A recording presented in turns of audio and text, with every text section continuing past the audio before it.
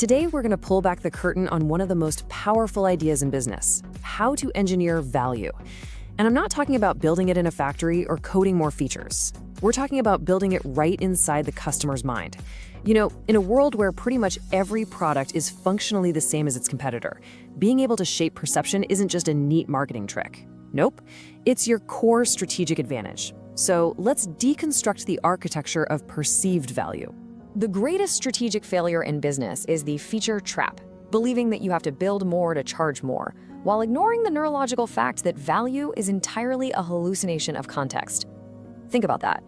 This one idea that value isn't built but framed is the absolute key to unlocking pricing power. It just completely flips the script on the old wisdom that ties what something's worth to how much it costs to make.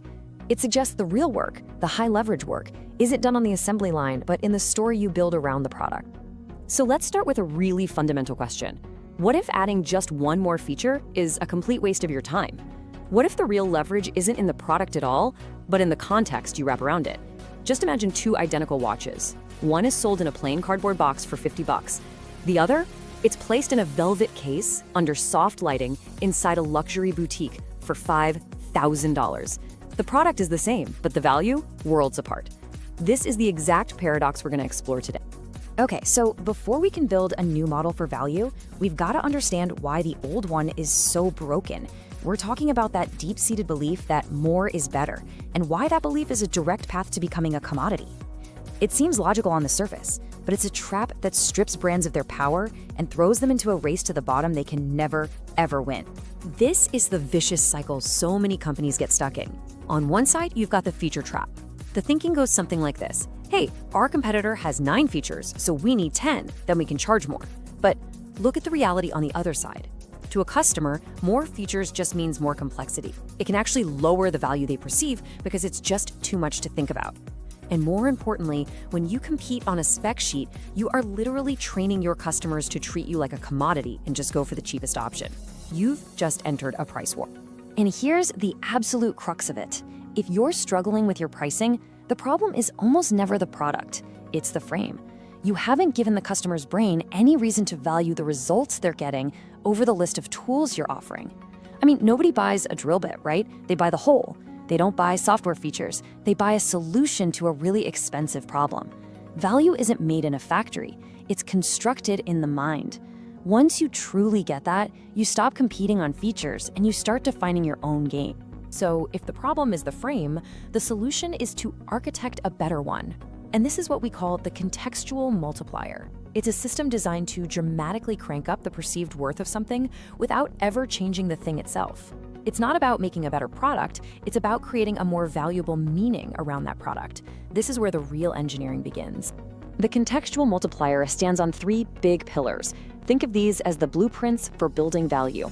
First, we have strategic re-anchoring, which is all about controlling the comparison.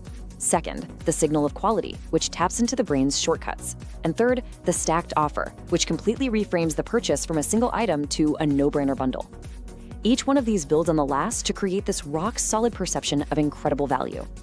All right, pillar number 1, strategic re-anchoring. This is probably the most critical piece of the whole puzzle. See, the human brain can't figure out value in a vacuum. It's just not wired that way. So it desperately looks for something to compare it to, an anchor. Your job is to deliberately give it that anchor. You don't let the customer compare you to your cheapest competitor. You pick a comparison that makes your price seem not just fair, but ridiculously small. Look at it this way.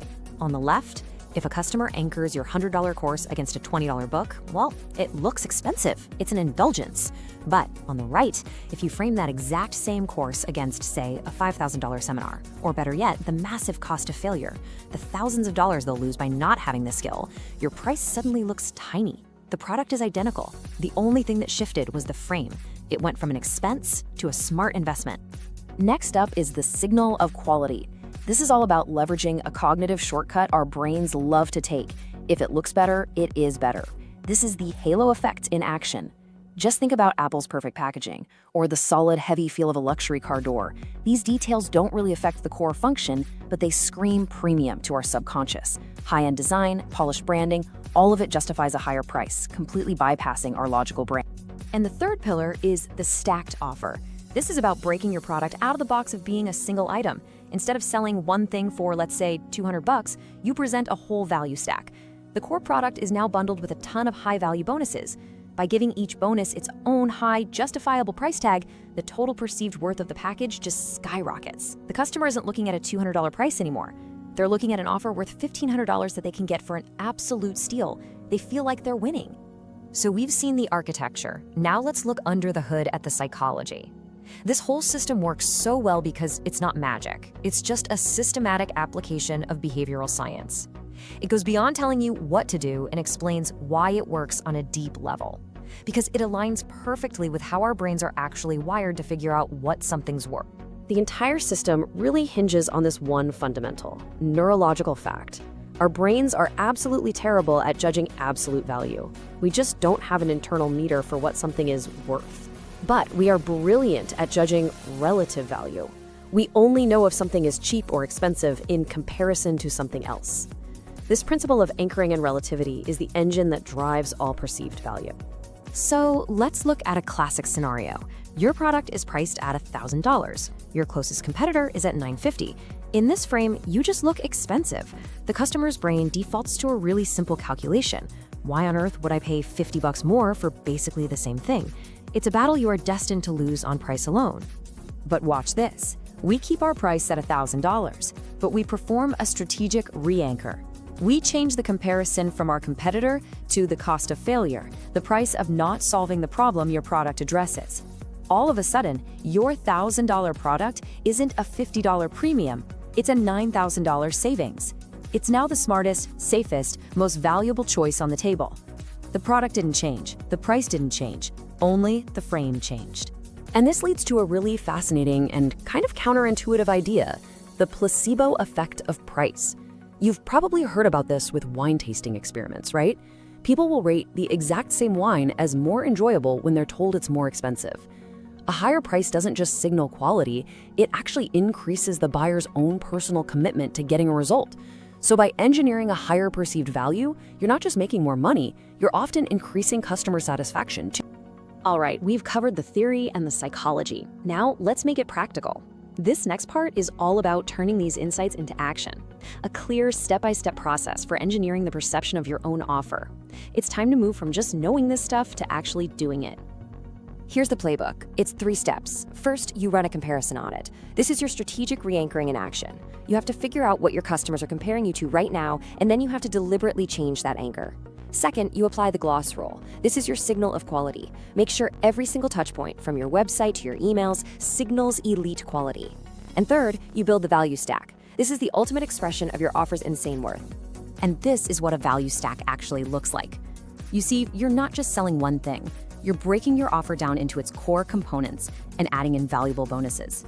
You then assign a massive, but, and this is important, a justifiable value to each individual line item. So as you can see, the core product is now just one small part of a total package that's valued at thousands of dollars. When you show them this and then reveal your much lower price, buying becomes the only logical choice. So how do you know when you've truly mastered this? Well, the metric is simple, but it sounds like a paradox. You've achieved mastery when you can increase your price and your conversion rates go up at the same time. This is the ultimate proof that you successfully shifted the conversation from cost to value. It shows that you've engineered a perception of value so high that it completely dwarfs your new higher price. Okay, as we wrap up, I want to leave you with the single most important idea from all of this. It's the core philosophy that powers every tactic we've talked about. The final insight is this: the frame isn't just part of the product, the frame is the product. If you remember absolutely nothing else from our time today, remember this: the most valuable work you can possibly do is not on the assembly line or in the code. It's in the careful, deliberate construction of the context that surrounds your offer. Value is just a perception, and perceptions can be engineered with absolute precision. Ultimately, what this whole system recognizes is that every single purchase decision is based on a story. The customer tells themselves a story about what your product is worth, what it's going to do for them, and whether or not it's a smart choice. Your job as a strategist is to become the master storyteller, to provide a more compelling, more valuable story than anybody else in your space. And this brings us to one final thought.